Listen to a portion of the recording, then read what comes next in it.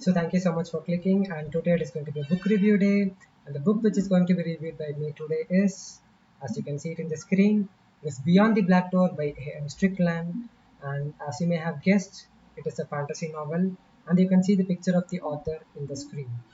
So in this video, I'm going to give some highlights about this book, which I loved. And before that, I would like to tell you that I highly recommend this book to anyone who is into fantasy, or if you are a beginner who is looking for some fantasy novel, you can straight away go with this book because it was such an amazing book. So the first thing which I would like to highlight about this book is the concept of the fantasy. It was such a creative and unique concept, and I appreciate the author for having such an imagination and also bringing out a wonderful story out of that imagination. So this is not a spoiler video, but anyway, I will give you a gist of the concept because even in the very first 5 pages of the book itself, the reader will be known of the concept. So the concept is there are some people in the world called soul walkers. So these soul walkers will be conscious when they are awake as well as when they are sleeping. So when they are awake, they will be able to see what a normal person is able to see, and they are calling it as the waking world. So when the soul workers get into sleep, they will enter into a world called sleeping world, and in that sleeping world, they will simply find some houses. So these houses are nothing but the souls of the people around them. So, for example, if I am a soul worker and in the waking world, if there is a person next to me, and if I get into sleep, I will enter into the sleeping world and I will find a house near me. So that house is something but the soul of the person who was near me in the waking world. So if that person is a good-hearted person, or if they have some good qualities, then their house will look beautiful and it will have all the positive features.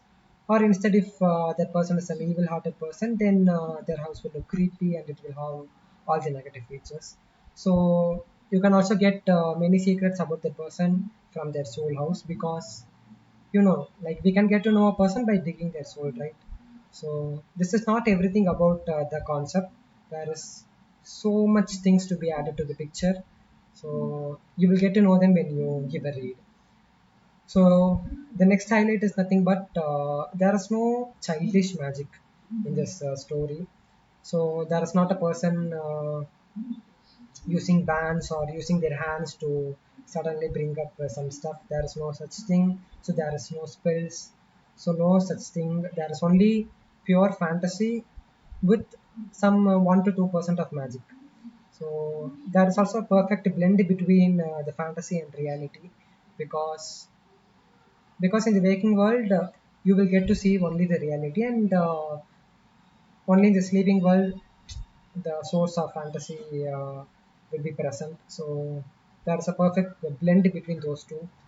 And also one of the main my most favorite highlights about this book is the protagonist is asexual, and there is good representation of asexual people in this book, and there is also a trans character. So this book actually explains some things about the gender spectrum and the sexuality spectrum, and the author has used some fantasy to explain those things. But even though the author has used fantasy, the author has not provided any misleading information about the gender spectrum and the sexuality spectrum. So I loved it very much. The author has handled it very nicely. So, and the final thing which I would like to tell about this book is um, it was sequenced very well. So, from the first page till the last page, it kept the reader occupied, and there was not any point of time where I got bored. So, these are the things which I wanted to convey about this book. So, if I want to give a score out of 10, I will give a solid 9 because it was such an amazing book. So, thank you so much for watching, and let us meet in another video.